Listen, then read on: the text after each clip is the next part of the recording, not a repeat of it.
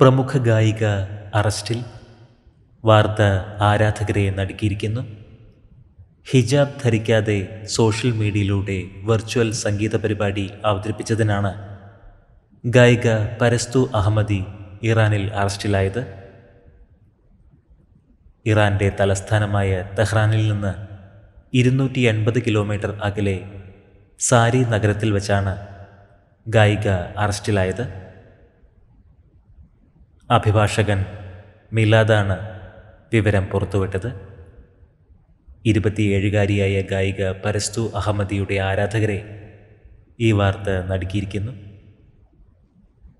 വ്യാഴാഴ്ചയാണ് ഗായിക വെർച്വൽ സംഗീത പരിപാടി സമൂഹമാധ്യമത്തിലൂടെ അവതരിപ്പിച്ചത്. ശേഷം ശനിയാഴ്ചയാണ് പരസ്തു അറസ്റ്റിലായത്. സംഭവം വലിയ നടുക്കമാണ് സൃഷ്ടിച്ചിരിക്കുന്നത്.